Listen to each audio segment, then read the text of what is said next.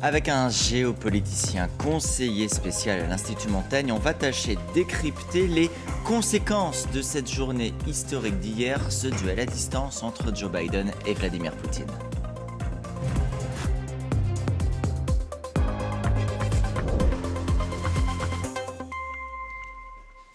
Bonjour Dominique Moisy. Bonjour. Merci beaucoup d'être là ce matin. J'employais l'adjectif à l'instant, il est souvent galvaudé, historique. C'est malgré tout ce que l'on peut dire de la journée d'hier, où à quelques centaines de kilomètres, on a vu deux présidents d'États extrêmement importants, les États-Unis et la Russie, s'exprimer pour donner leur vision du monde, deux visions différentes. Mais je voudrais que vous nous aidiez à qualifier ce qui s'est passé et ce que ça représentait. Est-ce qu'on était là dans un simple jeu de rôle, de l'un et l'autre, dans son couloir, sans dialogue possible, dans une forme d'escalade peut-être, verbale en tout cas, quand on voit les mots qui ont été employés, ou carrément dans un retour de la guerre froide, comme on est tenté de vouloir le dire et le lire? Je crois que les deux dernières interprétations sont les bonnes. Un peu d'escalade, un peu de guerre Un peu froide. d'escalade et un peu de retour à la guerre froide classique, mais tout en sachant qu'il y a une guerre chaude. Qui oppose au moins indirectement les deux acteurs en question. Mais l'escalade, c'est incontestable du côté de Poutine. Suspendre sa participation au dernier grand traité qui caractérisait l'après-guerre froide, ça n'est pas neutre. Mais ça s'inscrit dans sa stratégie. En fait, ce qu'on a vu hier à Moscou, c'est ce que j'appellerais du Poutine plus. Poutine classique, c'est-à-dire qu'il y a toujours ce double message, réécrire l'histoire, se servir de sa propre version de l'histoire pour mobiliser les Russes derrière lui et agiter la peur du nucléaire pour diviser les Occidentaux. Mais c'était davantage, c'est ce que je crois comprendre de ce que vous dites, un discours à destination de son propre camp, sa propre population, ses propres élites, pour les mobiliser eux et elles. Oui. Il s'agit de dire, bon, on est un an après, j'oublie les quelques difficultés qu'on a pu rencontrer, ça ne s'est pas passé, mais il ne le dit pas. Il ne fait quasiment pas allusion au terrain, en fait. C'est comme si le terrain n'existait pas. Aucune manière. Mais il s'agit pour lui de dire, regardez, cette guerre, elle nous a été imposée, elle était plus nécessaire que jamais. Et là, il y a un mensonge d'État qui est incontestable. Mais je disais en introduction deux visions parallèles. Vous avez raison. En fait, on a presque même de vérités parallèles. Il y a la vérité telle qu'elle nous apparaît, décrite par Joe Biden, et une quasi-contre-vérité assénée par Vladimir Poutine. Si on regarde quelques citations, quand il dit « l'Occident veut en finir avec la Russie », l'Occident n'a jamais dit ça. « L'Occident est responsable de l'escalade du conflit ». Il nous apparaît de notre point de vue que c'est tout l'inverse. Est-ce qu'on peut encore se parler? Est-ce que ces deux mondes peuvent encore dialoguer quand on est si éloigné dans ce qui est même le constat de la réalité, dans les faits? Non. On ne peut pas. La Russie, sous Poutine, est devenue ce que j'appelle l'empire du mensonge. Et ce mensonge commence au début. Il dit c'est l'Occident qui a amené la fin de l'URSS. C'est totalement faux. C'est le système lui-même qui s'est écrasé sous lui-même.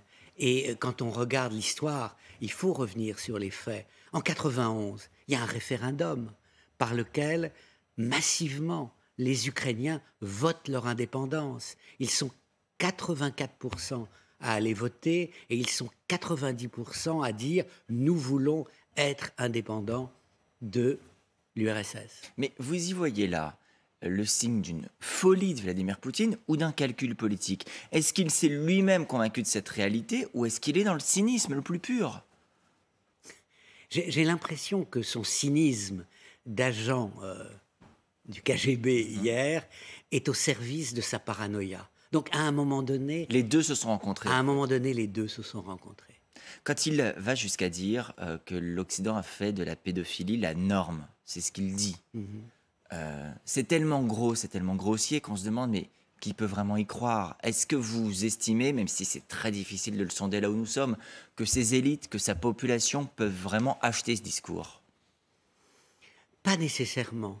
Mais quand on regarde les sondages, ils sont sérieux en Russie quand même. Sur ces questions-là, on voit qu'il y a une majorité de Russes qui suivent Poutine, non pas peut-être dans l'Occident comme empire de la pédophilie, mais comme l'Occident agresseur. Et le problème pour Poutine, c'est que cette majorité de Russes qui sont d'accord avec lui ne sont pas nécessairement prêts à mourir pour cette vision du monde. Ce qui fait qu'il doit ouvrir les prisons. Vous faisiez allusion à l'instant à un élément très important du discours, un peu technique, mais malgré tout, New START. Ce traité, cet accord sur le désarmement nucléaire entre les États-Unis et la Russie. Il a été signé en 2010, il a été prolongé en 2021, et il doit permettre de limiter les arsenaux nucléaires des deux pays. Il dit bien suspension, il ne dit pas qu'il s'en retire. Son gouvernement a d'ailleurs précisé par la suite que Moscou continuerait de respecter la limitation de son arsenal nucléaire malgré cette suspension. Que nous dit-il avec ça? Parce que là encore, dans les faits, est-ce que c'est le retour de la menace nucléaire ou est-ce que c'est plutôt une menace verbale et strictement verbale? C'est toujours la même ambiguïté. En fait, qu'est-ce qu'il nous dit? Vous m'avez agressé, vous avez agressé la deuxième puissance nucléaire mondiale. Est-ce que vous vous en êtes rendu compte? Eh bien, moi, je vous le rappelle. Et voilà ce que ça signifie. Ça veut dire que j'ai suspendu ma participation à ce traité. Si vous faites un test, je ferai des tests. Si vous voulez me contrôler, eh bien, je n'accepterai pas votre contrôle tant que j'ai suspendu ma participation. Alors, on peut dire qu'on est dans le symbole, mais c'est un symbole lourd. C'est un symbole particulièrement inquiétant et déstabilisant. Ça veut dire que le dialogue au sommet sur la dissuasion nucléaire a en partie disparu entre Moscou et Washington. Il n'y a jamais eu un signal aussi inquiétant depuis le début de la guerre en Ukraine. Mais quelles conséquences cela peut-il avoir? C'est très difficile à dire. Je crois que dans l'esprit de Poutine, ça consiste à dire « vous m'avez amené à bout ». Et c'est toute la rhétorique du discours d'hier. Tout est de votre faute, de votre responsabilité. Et regardez ce que vous m'obligez à faire. D'ailleurs, il dit « je vais continuer soigneusement mon offensive en Ukraine ». Ça fait un an malgré tout, ça fera un an vendredi d'ailleurs que l'offensive a débuté, qu'on s'interroge sur quels sont ses buts de guerre réels. Voulait-il prendre toute l'Ukraine? Voulait-il prendre le Donbass, conserver la Crimée? Est-ce qu'un an après le début de cette offensive, ces buts de guerre vous apparaissent plus clairement? Est-ce que vous arrivez à discerner quelle est l'idée, le but final, l'objectif, l'ambition? Je crois que le but de guerre, au départ, était très clair. Il s'agissait de s'emparer de Kiev et de mettre à Kiev un gouvernement au service de Moscou et en quelque sorte d'annihiler l'indépendance de l'Ukraine. Il a échoué très vite. Maintenant, il essaye de justifier cette opération en conservant des parties du territoire ukrainien. Avec l'ambition d'y parvenir, bien sûr, avec un projet peut-être plus large, si l'on en croit le président ukrainien. Volodymyr Zelensky, il y a quelques jours, disait quelque chose de très intéressant. Il dit « Si les Russes ont décidé de s'isoler dans leur rêve de rebâtir l'Empire soviétique, nous ne pouvons rien y faire. » Est-ce que vous croyez qu'il y a de ça aussi? Que derrière l'Ukraine, il y a cette idée de l'Empire soviétique? Oui, ce qui est très intéressant chez Poutine, dès le début, c'est qu'il réconcilie l'empire des tsars et l'empire soviétique. Il y a ces deux ambitions qu'il poursuit en même temps. Et pour lui, il y a une sorte de continuité entre les deux. Il y a eu un accident, la disparition de l'URSS. C'est, à ses yeux, l'événement le plus dramatique du XXe siècle. Il ne mentionne pas Verdun, il ne mentionne pas Auschwitz, il ne mentionne pas Hiroshima. Il dit « c'est la fin de l'URSS ». Mais là encore, c'est une réécriture de l'histoire. Parce que dire que l'héritage tsariste et l'héritage soviétique sont compatibles, c'est oublier que l'un a remplacé l'autre. Oui, mais l'un a succédé à l'autre. Et au niveau de l'Empire, on peut dire que l'URSS n'a fait que continuer la progression territoriale sur le plan territorial de l'Empire russe. Mais ça ne règle pas la question du régime politique, de la manière dont on s'inspire, de l'idéologie même. Ça veut dire qu'en fait, Poutine n'a plus d'idéologie autre que l'expansionnisme territorial? Alors, je crois que dans la décision qu'il amène le 24 février à envahir de tous les côtés l'Ukraine, il y a l'idée que l'Occident est faible, qu'il va, entre guillemets, s'écraser, comme il l'a fait en 2013, lorsque Bachar el-Assad, en Syrie, utilise les armes chimiques contre sa population. Et tout cela, d'une certaine manière, il se dit, le moment est venu pour moi de montrer que je suis le plus fort, ils ne vont rien faire. Alors précisément, en miroir, Joe Biden, hier à Varsovie, dit « l'OTAN est plus forte que jamais ». Il affirme, il réaffirme que face à Poutine, il n'y a pas de faiblesse de l'Occident, et en tout cas pas de faiblesse de cette alliance militaire de l'Atlantique Nord. Est-ce qu'on peut dire que Vladimir Poutine a réussi à ressusciter l'OTAN? Ah oui. Ah oui, non, je crois qu'il y aura des statues à sa gloire au siège de l'OTAN. Il y aura des statues, dans un sourire ironique, il y aura bien des sûr. statues à sa gloire au siège de l'Union européenne. On peut parfois, quand on écoute Poutine hier à Moscou, on peut se demander, avec humour bien entendu, c'est une plaisanterie, s'il n'est pas un agent d'influence du monde occidental. En fait, il est le meilleur avocat de Stoltenberg. Il est le meilleur avocat, le secrétaire général de l'OTAN. Il est le meilleur avocat de Ursula von der Leyen. Il est le meilleur avocat de Biden.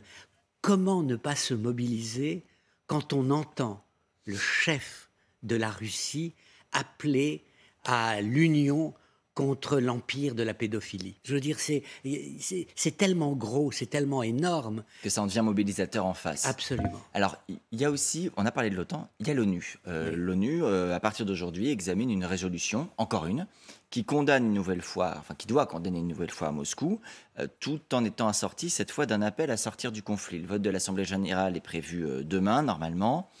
Les fois précédentes, il y avait quand même une majorité, il y a eu déjà ces votes pour condamner l'offensive russe. Mais ça ne nous dit peut-être pas tout, parce qu'on peut condamner, voter à l'Assemblée générale des Nations unies, sans pour autant être un soutien de l'Occident. Certes, l'Occident est peut-être plus solidaire, plus compact qu'il y a quelques mois. Est-ce que la grande aussi information de ce conflit depuis un an, c'est pas la place prise sur la scène diplomatique par les non-alignés, leur poids, leur existence, et le fait que non, l'Occident ne résume pas à lui seul tout le monde face à Vladimir Poutine? Non, je crois qu'il y a deux choses. Il y a plus d'Occident en Occident, c'est-à-dire un Occident plus uni. Et il y a moins d'Occident dans le monde. C'est les deux processus à la fois. Alors maintenant que les pays de ce qu'on appelle le Sud global ne veuillent pas choisir entre l'agresseur et l'agressé est une chose. Ça s'explique largement pour des raisons historiques. En fait, Poutine a été très habile, lui qui se présente comme l'héritier des tsars en Russie, pour se présenter comme l'héritier de l'URSS anti-impérialiste dans des continents comme l'Afrique ou l'Amérique latine.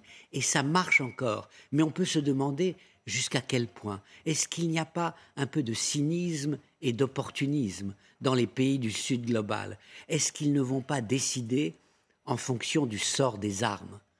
Si la Russie, j'allais dire l'URSS, ne l'emportait pas, ils prendraient leur distance de manière très claire avec Moscou.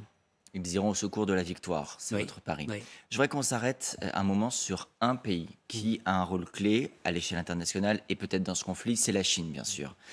Pour résumer les 2-3 dernières informations, l'un des plus éminents diplomates chinois, Wang Yi, s'est rendu à Moscou. Il y a quelques jours, le secrétaire d'État américain, Anthony Blinken, disait que la Chine voulait livrer des armes à la Russie. La Chine a démenti. On a même entendu le ministre chinois des Affaires étrangères dire ses inquiétudes face à ce qu'il décrit comme une montée des tensions en Ukraine. Et il a même déclaré que la Chine était prête à soutenir un règlement politique du conflit. On a besoin de votre éclairage parce que c'est très difficile de comprendre quel est le rôle réel de la Chine et que veut-elle? Veut-elle la guerre? Veut-elle la paix? Que cherche-t-elle en ce moment? Alors je crois qu'on peut résumer de la manière suivante la position chinoise. Ils ne veulent pas d'une défaite éclatante de la Russie. Ce serait humiliant pour eux. Ce serait la preuve que, contrairement à ce qu'ils disent, les systèmes autoritaires ne sont pas si efficaces que cela. Quand même, ils ont affirmé au cours des derniers mois, des dernières années, que la Russie était leur principal allié, leur principal partenaire. En même temps, et là la formule se justifie, ils ne veulent pas d'une escalade, d'un élargissement du conflit qui menacerait l'économie mondiale et donc l'économie chinoise. Et donc il y a dans le discours chinois cet appel à la raison, avec cette idée que peut-être demain, la Chine sera à la table des négociations pour la paix qui viendra un jour, au même titre que l'Amérique l'était en 1905 à San Francisco, quand il s'agissait de faire la paix entre la Russie et le Japon. Avec cette idée, notre heure est arrivée. Demain, le monde reconnaîtra que rien ne peut se faire sans nous. Mais que pour que ce scénario se réalise, il faut que la Chine soit quelque part en même temps toujours du côté de la Russie et poussant la Russie à ne pas faire, entre guillemets, trop de bêtises. Est-ce que vous croyez, vous, personnellement, à ce rôle de médiateur que pourrait avoir la Chine d'aide à la résolution du conflit? Et est-ce que vous croyez en parallèle que les Américains laisseront faire ça? Parce qu'il y a toujours en filigrane cette guerre commerciale entre les États-Unis et la Chine, qui est un impensé de ce conflit, mais qui est là. Tout à fait. Non, mais le moment le plus intéressant de ce conflit, c'est qu'en réalité, derrière la guerre froide entre la Russie et les États-Unis, derrière la guerre chaude entre la Russie et l'Ukraine, il y a les bases d'un nouvel ordre mondial qui repose sans doute sur ces deux piliers que sont la Chine et les États-Unis. Et les États-Unis en sont conscients. Ils ne veulent pas aller trop loin dans la guerre avec la Russie, qui est pour eux une distraction par rapport à leur priorité, qui est la rivalité avec la Chine. Mais est-ce que ça doit être de nature à nous rassurer? Parce qu'au fond, on a deux puissances qui ont des intérêts ailleurs et qui ne peuvent pas laisser dérailler ce conflit. Ou est-ce qu'au contraire, ça vient rajouter une telle complexité, une telle couche supplémentaire, que ça rend la pelote indémêlable? Oui. C'est compliqué. Je ne crois pas que nous devions être rassurés. En même temps, il ne faut pas sombrer dans la peur, ce qui est ce que souhaite Poutine. Non, il y a plus d'Occident, il y a plus d'Amérique. En fait, alors, vous voyez Biden hier à Varsovie, avant-hier à Kiev, quand je pense aux propos de Donald Trump à son égard, Sleepy Joe, le vieux assoupi, il a l'air parfaitement réveillé. Et en fait, un des points centraux, ce qui est un problème pour l'Europe, parce qu'il n'y a pas plus d'Europe dans le monde. Il y a plus d'OTAN, mais il n'y a pas plus d'Europe. Vous dites qu'il y a plus d'Occident en Occident, mais c'est aussi plus d'Amérique en Occident. Absolument. Et moins d'Europe. Et absolument. En fait, tout se passe comme si l'objectif de Poutine avait été de refaire de l'Amérique la nation indispensable, comme le mentionnait Madeleine Albright, secrétaire d'État de Bill Clinton en 2000. Vous pensez que c'était un objectif qu'il avait ou que c'est une conséquence malheureuse de son point de vue? Non, c'est la conséquence, c'est certainement pas l'objectif. On a parlé de l'Europe, il y a aussi la question de la France. Oui. On voit que la France a tenté d'avoir une voix. Emmanuel Macron, encore il y a quelques jours, disait « Je veux la défaite de la Russie », il le dit clairement, mais sans l'écraser. Ça a suscité tout de suite la réaction de Volodymyr Zelensky, avec lequel les relations sont difficiles parfois à cerner, mais qui dit Emmanuel Macron, très bien, nous aide, est en soutien, il ne le reproche pas du tout au président français, mais il dit il perd son temps en voulant le retour de Vladimir Poutine à la table des négociations. C'est un dialogue inutile. Qu'est-ce que vous en dites, vous? Est-ce que c'est un dialogue inutile? Est-ce que la position française est vaine? Ce que je dirais, c'est que les mots du président de la République, il ne faut pas écraser la Russie, ont été particulièrement malheureux au moment où les Russes écrasent sous les bombes les villes ukrainiennes, au moment où on s'attend à une offensive russe plus grande.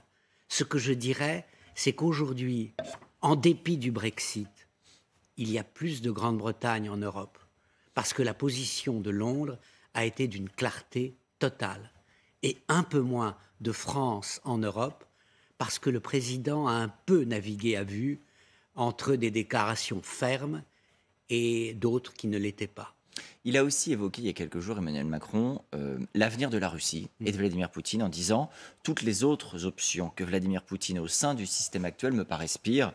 Il pose une question rhétorique, il y répond est-ce qu'on pense sincèrement qu'une solution démocratique émergera de la société civile russe après ces années de durcissement en plein conflit? Il dit je le souhaite, mais je n'y crois pas vraiment. Est-ce qu'il a raison? Sur le fond, sans doute. On ne voit pas d'alternative démocratique à Poutine aujourd'hui. Si Poutine est remplacé, c'est plus sur son extrême droite, encore plus nationaliste, encore plus folle que lui. Donc il a sans doute raison en disant, mais aujourd'hui, est-ce qu'on peut vraiment dire qu'il y a pire que Poutine? Compte tenu même de son discours d'hier, dans la forme comme dans le fond. C'est là où il y a quelque chose de décalé dans les propos du président de la République. Il en appelle à la raison face à un dirigeant qui apparaît de plus en plus comme paranoïaque, irrationnel et pourtant suivi par la majorité du peuple russe. On parlait de la paix. La paix, elle a été tentée à travers les accords de Minsk il y a quelques années. Minsk 2 était un vaste bluff diplomatique de l'Occident. Ça aussi, c'est Vladimir Poutine qui le dit hier. Il accuse encore l'Occident d'avoir menti dans sa volonté de faire la paix. Il y a quelques jours, on apprenait que l'ex-éminence grise de Vladimir Poutine, Vladislav Surkov, reconnaissait qu'en fait, la Russie elle-même n'avait jamais cru qu'elle appliquerait les accords de Minsk, Oui. qui devaient justement permettre de pacifier l'Est de l'Ukraine. Comment on pourrait imaginer un jour négocier avec Poutine et avec ces gens-là? Est-ce que c'est possible ou est-ce que leur parole est désormais définitivement compromise? Je crois qu'il faudra arriver à une situation sur le terrain où les deux parties considéreront qu'il faut s'arrêter. Alors il faut s'arrêter parce que trop de sang assèche le sang. En fait, pour le moment, il y a une sorte d'équilibre, de déséquilibre entre l'Ukraine, qui a plus de motivation et moins de soldats, mais qui considère que la vie humaine a un prix, et la Russie, qui a le nombre, qui a le mépris total pour la vie humaine, mais qui commence elle aussi à être très fatiguée.